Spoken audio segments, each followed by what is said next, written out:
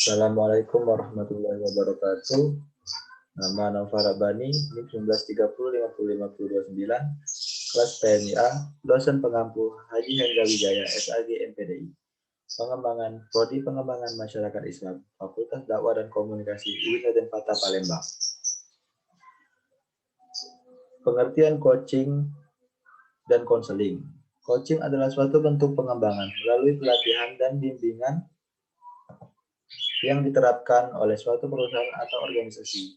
Tujuan coaching adalah untuk mendukung pembelajaran karyawan atau klien demi membantu mereka dalam meraih tujuan pribadi atau tujuan profesional tertentu. Contoh coaching ini biasanya dilakukan oleh seorang manajer pada karyawannya, terutama untuk meningkatkan pertumbuhan karyawan yang bersangkutan. Selain itu, contoh coaching karyawan lainnya seperti meningkatkan kepercayaan diri karyawan dan juga atasan dalam menyelesaikan problem dan meningkatkan kualitas hubungan dan komunikasi antara atasan dan bawahan.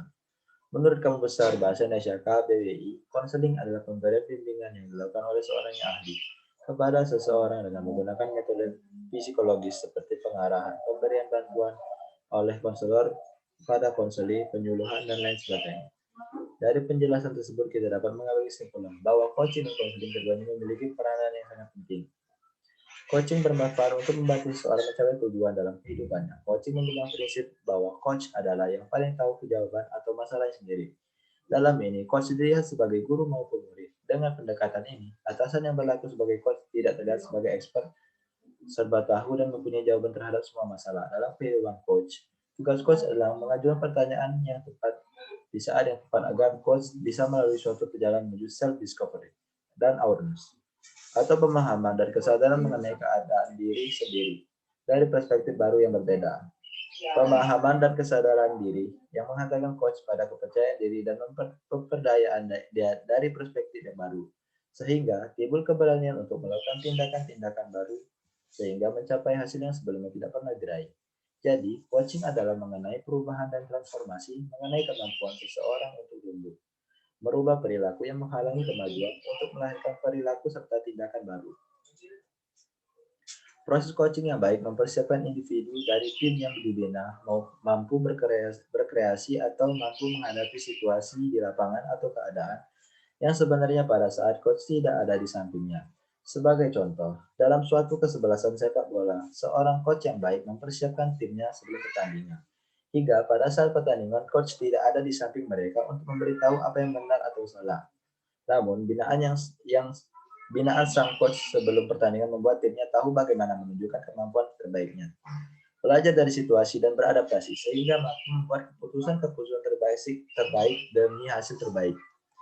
Hasil dari sebuah proses coaching membuat coach mampu berpikir untuk dirinya sendiri, mampu mencari solusi untuk dirinya sendiri, mampu mengenal belief atau value yang menghambat maupun memperdayakan sehingga tidak ada ketergantungan dengan coach. Konseling fokus membantu karyawan untuk mengelola permasalahan mereka sendiri. Dengan menggunakan sumber daya mereka sendiri, atasan hanyalah seorang fasilitator. Melalui coaching dan konseling, ada beberapa manfaat yang bisa diperoleh, yaitu 1. Meningkatkan kualitas dan kuantitas dalam kerja. 2. Meningkatkan kepercayaan dari diri karyawan dan juga atasan dalam menyelesaikan problem. 3. Meningkatkan pertumbuhan karyawan. Keempat, meningkatkan kemampuan karyawan dalam menyelesaikan masalah. Kelima, meningkatkan keyakinan bahwa tujuan dapat dicapai.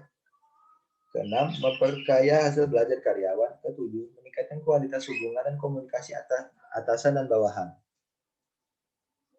Situasi kerja yang membutuhkan coaching, orientasi dan pelatihan bagi karyawan baru, adanya kebutuhan untuk mengajarkan keterampilan dalam pekerjaan, komitmen karyawan yang kurang, konflik dengan rekan kerja, perbaikan prestasi kerja.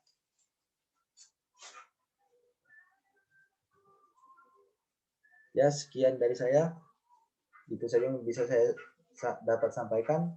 Wassalamualaikum warahmatullahi wabarakatuh.